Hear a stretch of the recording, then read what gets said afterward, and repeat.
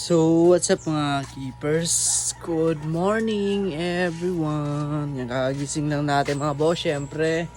Yan, ngayon is magpapakain tayo ng mga alaga natin dito sa backyard natin. No? Time check is 6 a.m.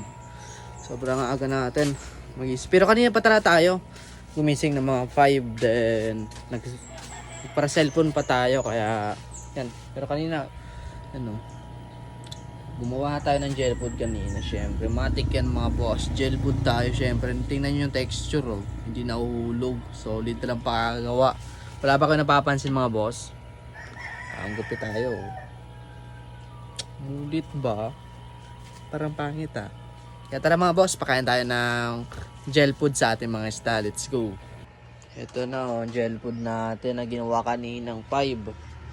Yan, pakain tayo ngayon. Hindi tayo ngayon maglalagay ng probiotics. Pahinga muna sila sa probiotics. Yan. Pure gel food muna tayo. Sa gel food mga boss, gamit natin yun Max Growth eh. Yan, oh. Max Growth tayo mga boss. Kaya yung link nito, ilalagay ko yung link sa Yellow Basket mga boss. Click nyo na lang yan sa taas ng pangalan ko. Yan. Pakain tayo ng gel food. Mabisang mabisa.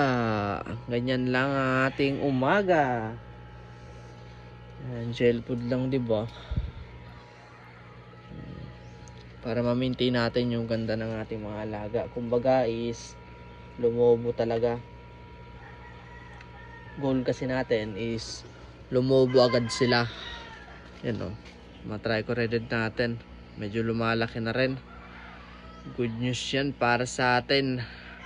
Kasi lumalaki na yung favorite strain natin, Trico Redhead. Yan, mga bale tail natin. 4 na lang yung bale tail natin. Kakahon lang yan dun sa reptab.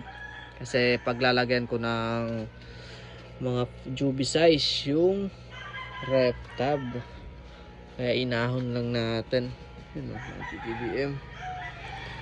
Good trip sila ngayon ng gel food. Grabe. Mabisang mabisa to mga boss. Subok and garantisado. Tapos na tayo dyan sa stand. Then dito naman tayo sa ating mga sa reptab. Dito medyo damihan natin yan, oh. Lahat yan dyan mga female, diba? Dagdagan pa natin kasi dami yan dyan eh. Dito sa kabila. Yan. Grabe, ganda tingnan, no? Atin din mga female. Then Trico Redhead. Yan. Stropa natin tong isang trio dito. In-outcross lang natin. Wala pa kasi, hindi pa kinukuha. Sayang naman, di ba, kung ma-stable lang or matitingga. Kaya gamitin na natin.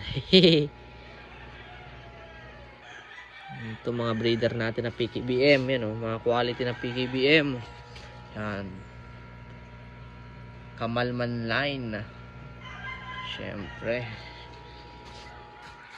Baka KB Keepers yan. Kamalman lines. Ito po.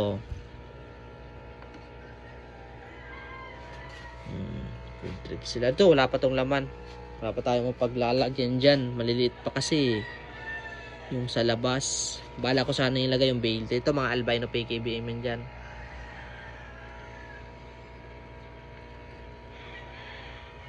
Mail natin. Diba? Ganyan tayo magpakain.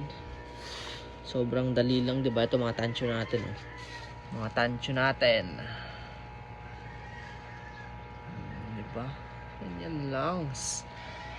KBM.